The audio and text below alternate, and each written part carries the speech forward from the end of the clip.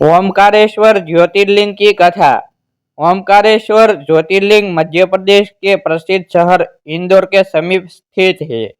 यह शिव जी का चौथा प्रमुख ज्योतिर्लिंग कहलाता है। ओमकारेश्वर में ज्योतिर्लिंग के दो रूपों ओमकारेश्वर और ममलेश्वर की पूजा की जाती है। ओमकारेश्वर ज्योतिर्लिंग को शिव महापुराण में परमेश्वर लिंग कहा गया है।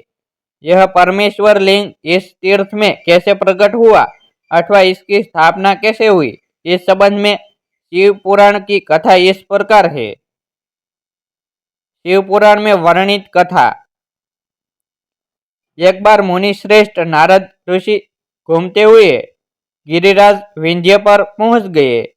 विंध्य ने बड़े आदर सम्मान के साथ उनकी विधिवत पूजा की।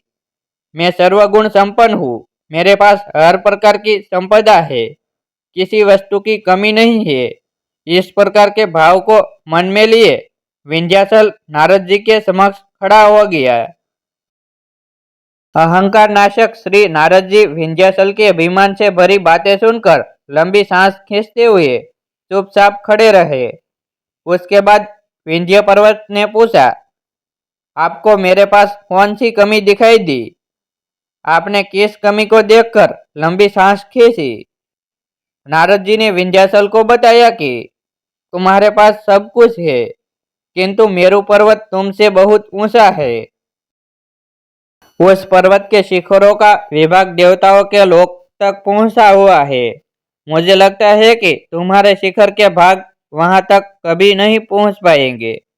इस प्रकार कहकर नारद जी वहां से चले गए। उनकी बात सुनकर विंध्याचल को बहुत पछतावा हुआ। वह दुखी होकर मन ही मन शोक करने लगा। उसने निश्चय किया कि अब वह विश्वनाथ भगवान सदाशिव की आराधना और तपस्या करेगा। इस प्रकार विचार करने के बाद वह भगवान शंकर जी की सेवा में चला गया, जहाँ पर साक्षात ओमकार विद्यमान है। उस स्थान पर पहुंचकर उसने प्रसन्नता और प्रेम पूर्वक शिव की पार्थिव मूर्ति बनाई और 6 महीने तक लगातार उसके पूजन में तन्मय रहा। वह शंभु की आराधना पूजा के बाद निरंतर उनके ध्यान में तल्लीन हो गया और अपने स्थान से इधर उधर नहीं हुआ। उसकी कठोर तपस्या को देखकर भगवान शिव उस पर प्रसन्न हो गए। उन्होंने विंध्याचल को अपना दिव्य रूप प्रकट कर दिखाया, जिसका दर्शन बड़े बड़े योगियों के लिए भी अत्यंत दुर्लभ होता है।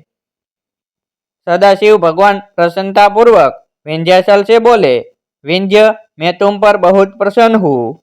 मैं अपने भक्तों को उनका अभीष्ट वर प्रदान करता हूँ, इसलिए तुम वर मांगो। विंध्य ने कहा, देवेश्वर महेश, यदि आप मुझ पर प्रसन्न है तो भक्त वत्सल हमारे कार्य की सिद्धि करने वाली वह अभीष्ट बुद्धि हमें प्रदान करे। विंध्य पर्वत की याचना को पूरा करते हुए भगवान शिव ने उससे कहा कि पर्वतराज, मैं तुम्हें उत्तम वर प्रदान करता हूँ। तुम जिस प्रकार का काम करना चाहो वैसा कर सकते हो। मेरा आशीर्वाद तुम्हारे साथ है। भगवान शिव ने जब विंध्य को उत्तम वर दे दिया, उसी समय देवगण तथा शुद्ध बुद्धि और निर्मल चित्त वाले कुछ ऋषिगण भी वहां आ गए। उन्होंने भी भगवान शंकर जी की विधिवत पूजा की और उनकी स्तुति करने के बाद उनसे कहा, प्रभु, आप हमेशा के लिए यहाँ स्थिर होकर निवास करें। देवताओं की बात से महेश्वर भगवान शिव को बड़ी प्रसन्नता हुई। लोगों को सुख पहुंचाने वाले परमेश्वर शिव ने उन ऋषियों तथा देवताओं की बात को प्रसन्नतापूर्वक स्वीकार कर लिया। वहां स्थित एक ही ओमकार लिंग 2 स्वरूपों में विभक्त हो गया। प्रणव के अंतर्गत जो सदाशिव विद्यमान हुए उन्हें ओमकार नाम से जाना जाता है। इसी प्रकार पार्थिव मूर्ति में जो ज्योति प्रतिष्ठित हुई थी वह परमेश्वर लिंग के नाम से विख्यात हुई। परमेश्वर लिंग को ही अमलेश्वर भी कहा जाता है।